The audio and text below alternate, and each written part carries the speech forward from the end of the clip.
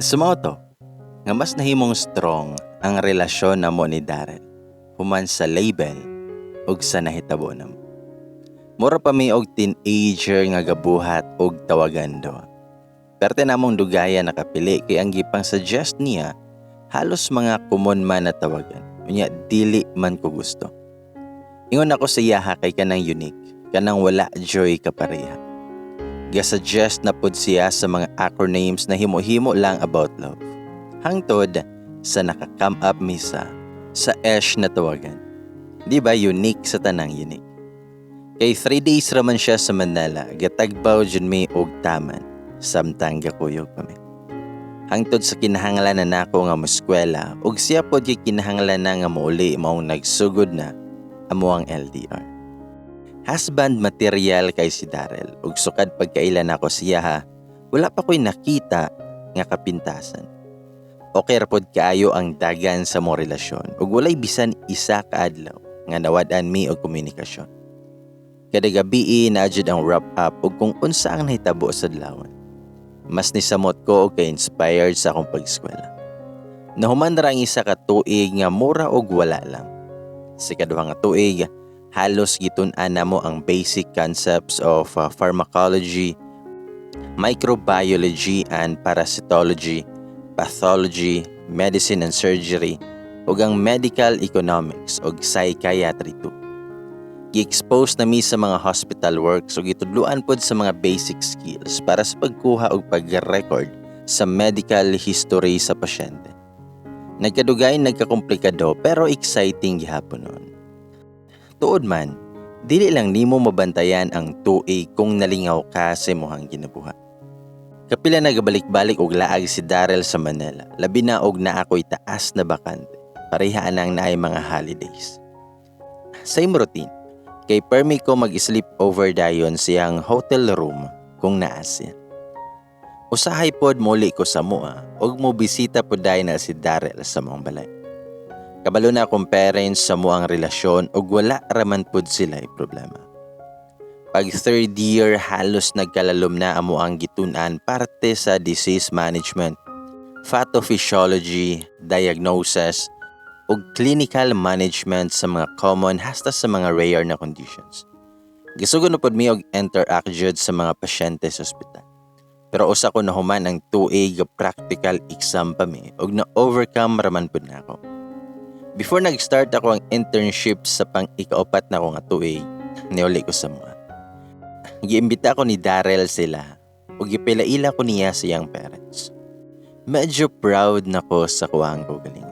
Og kita pod nako nga proud si Darrell sa kuha pagpaila-ila sa iyang mga paryente. Hingon siya nga si Aryan Mapa, uyab nako.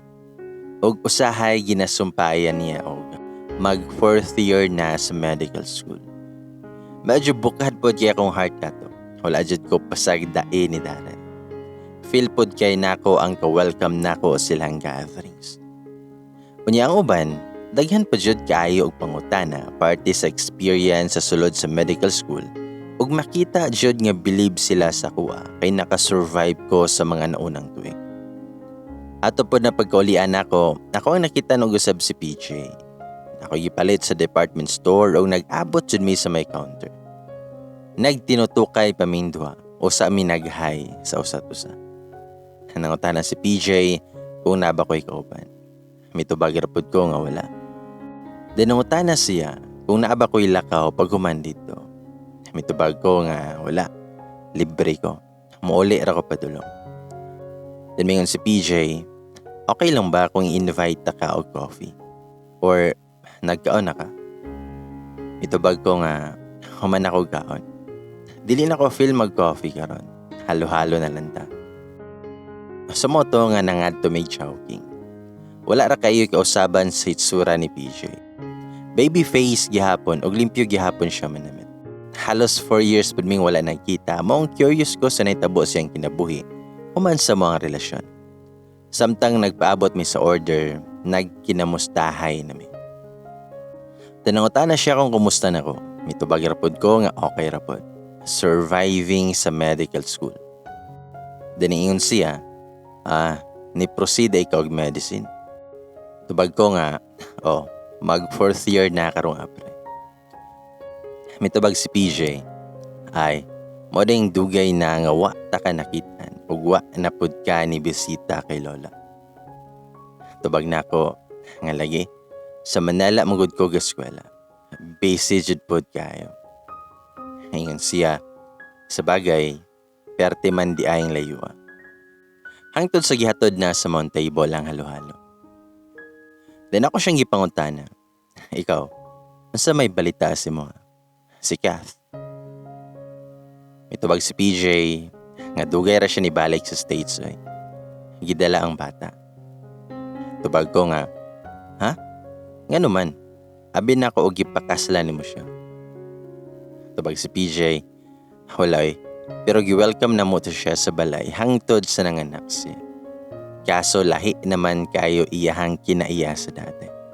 Grabe naman ka toxic. Gikalaban niya ang tanang tao sa balay pati ako.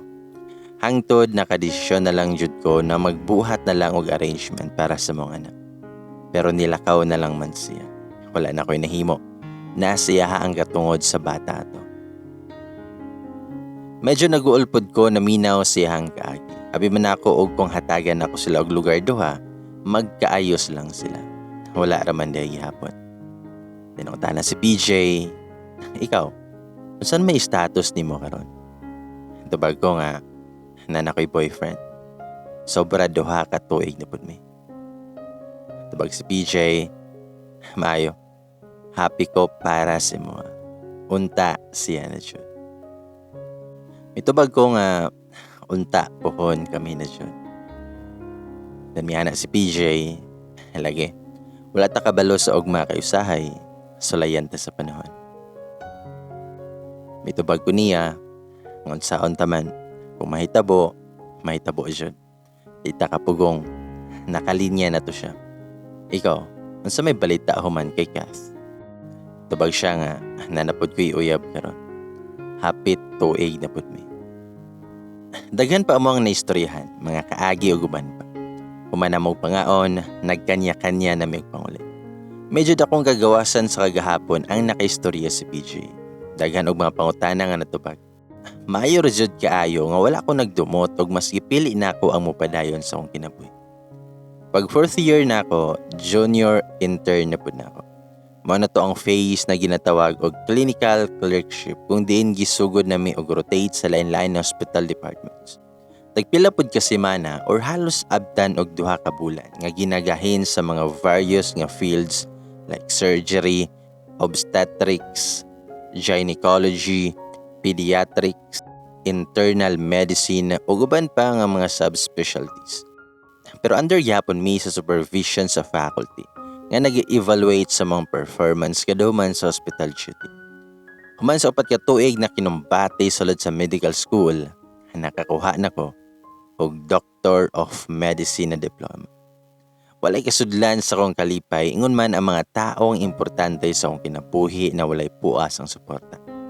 Gamay na lang jud ang kulang na pag-antos. Human pag-graduate na ko, na-transition na dayon ko sa post-graduate internship.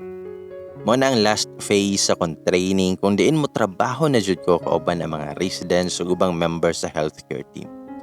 Pero pareha sa una, naging under lang gihapon ko sa supervision sa faculty member na ginatawag og attending physician.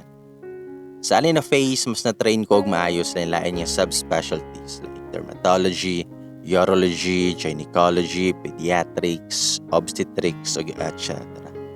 Medyo critical na period na sa akong medical education kay dili ko ka-take og licensure examination ug dili na ko magamit ako ang profession kung dili makumpleto ang required na oras sa internship. Pero syempre kay last part naman to, nagpakabutan jud ko aron makumpleto lang jud tanan. War jud damha nga nahuman ako ang 5 ka tuig sa medical school. Human sa tumang pag-antos og sakripisyo, dili lang ang dakong gastos kundi apil akong social life. Pila ka tuig nga wala ko nakauban ako mga barkada ug pamilya. Pila ka mga special na occasion ako ang na-miss. Pila ka gabi nga bilar og walay tarong tulog. Og tanan-tanan ba. Nagbunga ra jud. Nahuman ra jud. Dayon, gigahinan jud nako og 6 ka bulan sa pag-review. Para pod ma-refresh akong natun-an sa 5 ka tuig. Usa ko ni take og physician licensure exam. Og wala jud ko nag-fail. Doktor na ko. As in doktor na jud. Mura ko og nakagawa sa presuhan human sa resulta sa exam. Malipayon ang tanan. Dili lang ako ang success kundi ang success pod sa mga taong nagpaluyo sa akong pag-eskwela sa medical school. Success sa tanang nagsuporta financial man o moral. 3 days man na post ang result na igipahigayon nga celebration sa balay. Nagpa-party si mama ug papa na ako mga paryente ug mga barkada. Mga dating classmates nga bakante, nakaabot sila sa celebration. Siyempre, dili mawala ang pinaka-special nga tao, si Darrell. Gihatagan ko og oras na maghatag og message sa tunga. Gisaysay pa nako ang mga naagian nako sa medical school og halos tanan na sakripisyo. Ug pasalamat ko sa akong ginikanan nga wala jud ni hunong og suporta sa kuha. Og ingon man kay Darrell. Human sa akong message ni Dol na si Darrell sa kuha og gikuha ang may. Og wala jud pud nako damha nga atong adlaw mag-propose si Darrell sa kuha. Ingon siya nga isa ko sa pinaka-proud sa imuha diri karon. I am so happy nga nakabot na jud nimo imuhang pangandoy. I have seen all your struggles and how you put up so much efforts just to follow your heart's desire. I have waited years na moment ka. And today, you have finally reached another milestone in your life. And as for me, the long wait is finally over. I am here in front of you, in front of the people whom you love most, to humbly ask your hand. Will you marry me, Doktora Aryan? Og niluhod siya sa kong atubangan o niya iabrihan ng box. Mura po dog naa sa court nga usa ka witness og nag-atubang sa usa ka abogado. Nga na-judge og mga audience nga naminaw sa hearing. In short, dili na ko ma-explain ako ang gibate. Og mitubag ko nga, yes, attorney. Gisuot na dayon ni Darrell ang ring og nitundog na siya o niya perti niyang gakos ako. Humani whisper siya og, I love you, Ish. Nitubag rapod ko og, I love you too, Ish. Gakayagaw jud ang mga bisita. Grabe ang kalipay sa nandito sa celebration. Napuno og congratulations wala og to. Isa to sa pinakamalipayong adlaw sa akong kinabuhi. Ibisita na ko usab si Lola kauban si Darrell. Mura po na ako og istoryas to mga lola, samtang gi-share ko nga nakabot na nako ang mga pangandoy. Gipilaila po na ako na si Darrell siya o giingna na hapit na may ikasal. Siguro kung buhay pa si Lola, magkasinabot jud pod sila ni Darrell og sure kong malipayon jud unta pod kayo siya para sa kuha. Sumato nga niabot ang adlaw sa panagsabot-sabot. Nangadto ang pamilya ni Darrell sa mong balay. Naihanda nga gisalo-saluhan. Muna to ang time nga gistoryahan ang ipahitabo na kasal. Nasabutan nga sa dakong simbahan dol sa mga ipahitabo ang kasal. Nataga na po og date kung kanus ang mahitabo. Wala nagipadugay ang pizza. Kwarta lang ang nagdala para sa tanang panginahanglon. Then isa na kaadlaw, niabot na si Darrell sa balay ug naay gitunol nga envelope samtang galingkod mi sa sala. And then mingon siya nga an invitation for you, doctor. Hintubag ko nga unsa man eh. Ilmingan siya nga open it. Pag-abri pa lang nako, mailhan na nga wedding invitation. Pagkakita na ako sa ngalan, wedding invitation, gikan ni Aika. Si Aika kay igagaw ni Darrell. Nakaila na nako siya atong unang gipilaila ko ni Darrell sa iyang pamilya. Ngayon si Darrell, nga please be there daw. Dili daw ko pwede ma-absent kay giapura biya ako niya og paghatag ana sa mo. Nagtando-tando ako sa samtang ginatan-aw og maayo ang mga detalye. Pero na-shock jud ko sa nabasahan. Wala jud na ko gi-expect na ikasalay si Aika kay PJ. Ang gigamit man jud nga ngalan sa tubangan kay ang first name jud ni PJ mao wa ra dayon ako nabantayan. Nya dili kayo klaro ang picture. Pero Pagtanaw na nako sa principal sponsors kay ang pamilya man jud ni PJ ang na. Wala jud hinuon ko kasabot sa kong gibati o gitan-aw pa nako si Darren. Mayo gani kay busy siya sa iyang phone, maong wala ra niya nakit-an ako ang reaction pagkabalo. Nagduha-duha pa ko kung angay ba na akong ingon kay Darren or dili na lang. Pero kadagayan gisulti na lang dyan nako kay basin malain si Darren kung lain pang tao magikan. Sumingon ko nga, ish, dugay na ba silang Aika ani yang pares? Mitubag si Darrell, murag dugay na ish. Tamingon ko nga, na ako'y ingon ni mo ba? Nilingi na siya, humanisibog og lingkod, unya giagbay niya iyahang kamot sa kuha. Nanguta na siya og unsa. Mingon ko nga, sa pamanhuno ni Aika ba? Tubag si Darrell, kay nga naman. Tubag ko nga, remember PJ, katong ex na ko. It's him. Siya na. Nisiga na ang mata ni Darrell nga otropod nga wala kato. Nagkatawa na si Darrell. Kanang katawa nga reaction sa mga dili kato. Gibalhin-balhin niya ang tanaw sa kuha o sa invitation. Then ingon siya, nga small world kay no. Mitubag ko nga, halagi. Then mingon si Darrell, so dapat di ay ko magpasalamat niya. Mitubag ko nga, kay? Ana si Darrell, kay gipasakitan kaniya. Unya nagkailata. Tanawa, kung wala mo nagka-problema dati, wala ka naabot sa resort o posibleng kamuunta ang magkadayon karon. Pero kay tungod sa nahitabo ninyo, naabot ka sa kuha. And look at us now. We are getting married too. Tubag ko nga, sa bagay, tama ka. Dayon gigakos ko ni Darrell. Dahil maingon siya, nga ish, I know it was God's plan nga niabot ka sa akong kinabuhi in a very unexpected way. Ang panagkita nato dito sa resort ug katong sa law firm ka nagkuha og affidavit. Di ba? Kung boto na hunaon, daghan kog option nga resort nga tuan. The same way as daghan ka og law firm nakakuhaan og affidavit, pero nagtuyo jud og cross sa to mga dalan. Daghan mga tao nga gigamit para lang jud mag-abot. Si PJ, si Eunice, si Ken. Ug unsa pang panghitabo, positive man o negative. It is indeed true nga ang tanan hitabo kay naay rason. Wala pa ta kabalo before pero sa karon makaingon na ta that we are meant to be sure. Dayon gikisan ko niya sa agta. Sa mga kamot ni Darrell, feel jud kaayo nako ang kasafe. Sumato nga niabot ang adlaw sa kasal ni Aika ug PJ. Kay ingon man niya nga dili ko pwede mo absent. Ni-attend na lang pud ko. Nangabot kami sa simbahan ni Darrell. Nanay mga nag-una nga bisita. Nangasyak pa na ang halos paryente ni PJ nga nakita sa kuha. Ipahiyom na lang ko sila ha. Medyo awkward to nga moment para sa kuha. Ug wala jud ko kasabot sa kuang gibati. Unbelievable jud kaayo ang nito.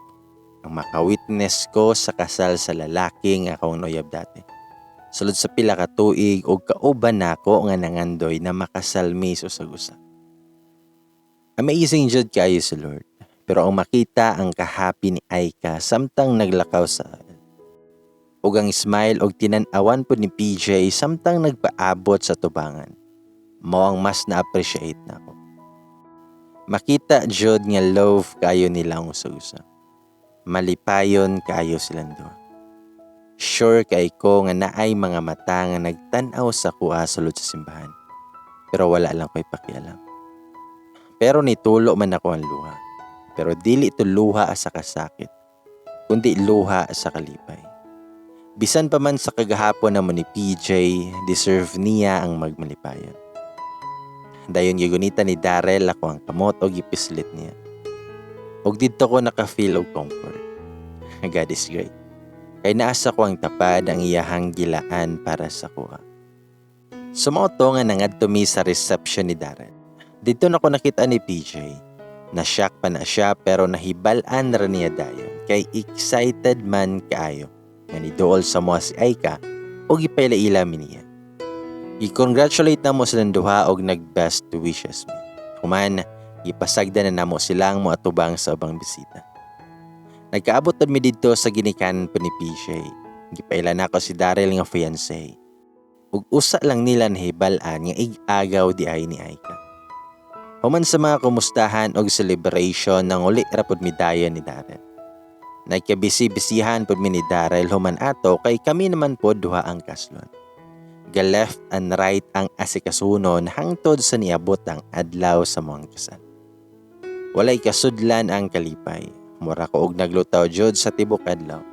Basta kay nahitabo lang ang kasal, dito ra ko nabalik sa kuang sarili pagkagabi. Bisan og kapila na namong buhatan ni Darren, kay hagbay raman jud namong gi-advance ang honeymoon.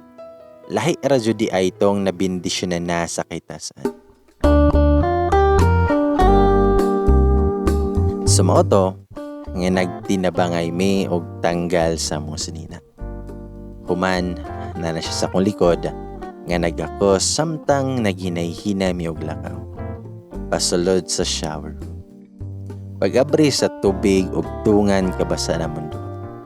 Gipatuyok na dayon ko ani niya og ikisan. Human giabrihan na niya ang shampoo ug siya na ang nag-shampoo sa akong buhok. Ug ako pod ang nag-shampoo sa iya. Sunod ang shower siya. Siya na ang nagsabon sa akong lawas. Gipatalikod na pod ko ana niya ug nagakis nga nagsabon sa akong dugan. Gimasad siya niya og taman hangtod nagpanaog na iyang kamot sa akong puso ug naabot na jud sa ako. Gisabunan na niya og apil og gidulaan ang ako. Na-feel na nako ang kagahi niya sa akong. Nagkuha pod ko og shower gel ug ako ang nisabon siya. Samtang nagdula na siya sa kuha, gidulaan po na ako na ang iya. Dayon, nagbanlaw naming duha. Pagkawala sa sabon sa akong lawas, gisandig na dayon ko na niya sa glass wall o gisugdan ako niya og kiss. Nagkalalom ang iyang mga loob. Hangtod ni paubos na iyang kiss sa akong liog. O gidulaan pa niya siyang dila ang akong tulungan. Samtang ang duha niya kakamot, nagmaneho na pod og massage sa akong dugan. Nagunit ra ko siyang ulo og mura na og buang sa kainit nga ako ang gibat.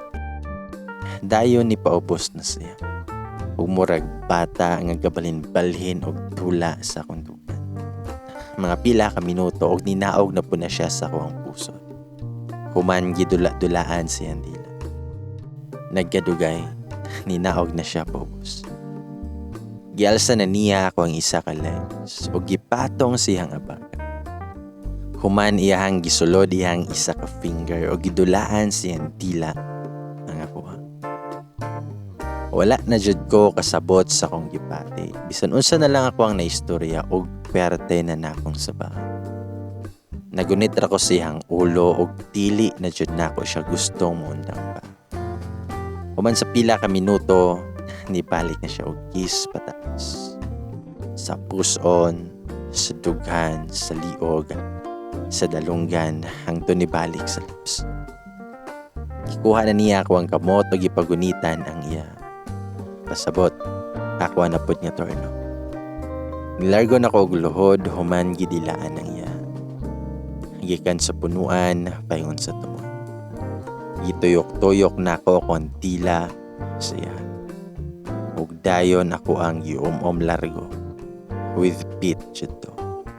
Slow, slow, then quick, quick, then slow. Marapro buang si Daran. Napay time na iduot na niya akong ulo maong matulon dyan ako tanan. Dayon, gipatindog na ko ana niya human gialsa o gianam-anam og sulod niya. Pang Janisin sa level si Daran. O kapanagang. Ato pa to niya gipagawas na skills. Kung naa sa perfect 10 iyahang performance sa ordinaryong adlaw, katong honeymoon namo murag ni surpass siya sa limit. Pang golden buzzer ang peg. Daog kaya siya. Human nakaisa sa shower room, gakuha na siya og towel o gibalot niya sa kuha. O gialsa na pud ko ana niya paingon sa bed. ready na pod siya nga musulod sa ako. Murag nahimong pakitang gilas to the time. Maong niabot pod ang time nga ako na pod ang nagdala. Abi pa lang di ta kabalo. Dugay kay minadutlan og kakapoy atong gabihuna. Murag jud og nag-long distance relationship og pila ka bulan. Dito lang na ako na-discover nga daghan day kay mi og na-reserve na energy para sa honeymoon ni Darren. Lahi na po niya kinumbatihay pag-abot na mo sa resort kinugmaan pero medyo gentle na dito. 5 days pud mi nagtambay sa lugar nga tinubdan sa tanan. Ang amo ang safe haven. Ug kauban na ako, ang ako ang safe haven. Fast forward, nagpuyo na mi karon ni Darrell sa mga kaugalingon na balay. Nanapod may 3-month-old na baby boy. Maternity leave ko karon maong nakalugar ko og share ani akong story. Sa mga nakabasa og nakadungog ani nga story, I hope someday you'll find your safe haven too. Both a place and a person. Di man ni Perme. It is about who stays, not who promised. Og dari na lang kutob, daghang salamat. Ladies and boys, mga bay ug mga day, doon ang tagingon. Sana all.